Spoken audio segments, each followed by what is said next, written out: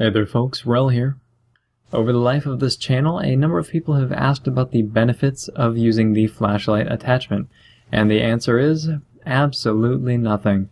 Well, I shouldn't say that. It does help you see in the dark, but it's really a relic left over from the beta days when the nighttime was extremely dark. Now don't get me wrong, it can still get pretty dark in PlanetSide 2 in certain areas of certain continents, but is it worth taking a flashlight over the laser dot or the forward grip? In most cases, the answer is no. Unless you have a very dark computer screen, or maybe if you have some sort of color blindness that makes it difficult to differentiate between different darker colors. I don't even know if that exists, but it's just an example. And that's basically the long and short of it. But for the sake of being thorough, let's go into a little bit more detail. Flashlights cost 100 certs and are used as a rail slot attachment for every primary and secondary weapon in the game for infantry. The flashlight is very effective until about 15 meters, and then it starts to really lose its effectiveness at around 30 meters. Now when you light up enemies, they aren't negatively affected in any way. On your screen, they're just going to appear brighter and the shadows will simply melt away, but on their screen they're going to see maybe a little shimmer on their weapon as the light bounces off, but that's about it. This is very different from the tactical lights used in Battlefield 3, a mechanic that I was very fond of, and I would love to see in PlanetSide 2.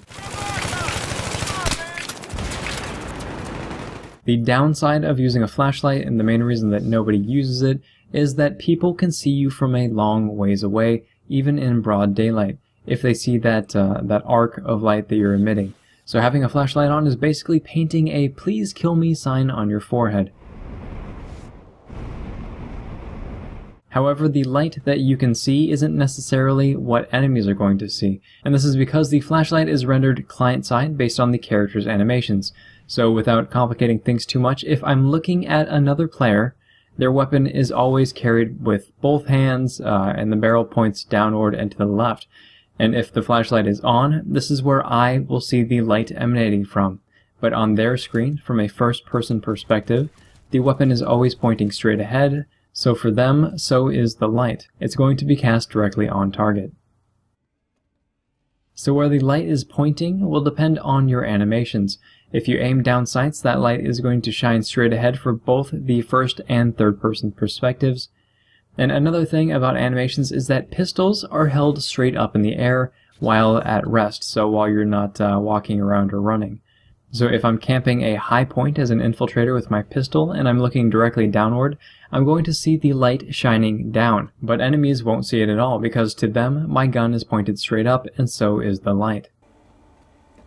And lastly, the light becomes very erratic when you're running, both on your screen and on the enemy's screen, regardless of what weapon you're using, and this just comes down to the animations as well, and hopefully that all makes some sort of sense. If you do decide to run a flashlight, here are some things you want to think about.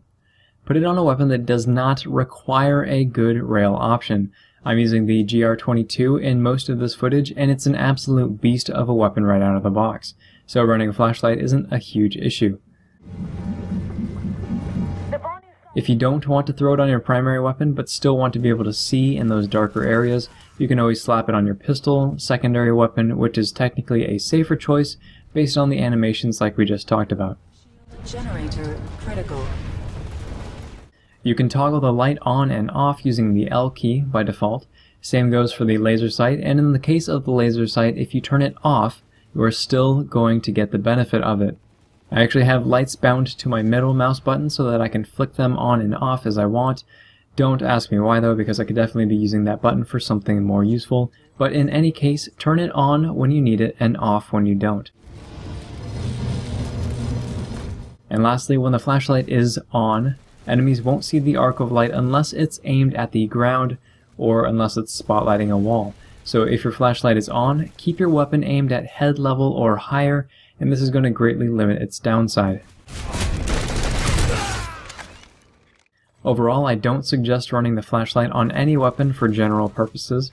As it stands, flashlights can only be really useful for those suffering from a dark computer monitor and for some reason wouldn't be able to turn off the gamma, or for those certain people who have difficulties distinguishing enemies at nighttime.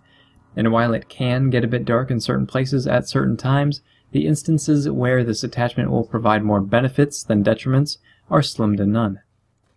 If this video has been interesting, helpful, or entertaining, please feel free to like, subscribe, and tell your friends about the channel.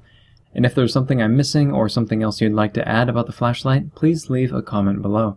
Thanks very much, folks. We're all signing off.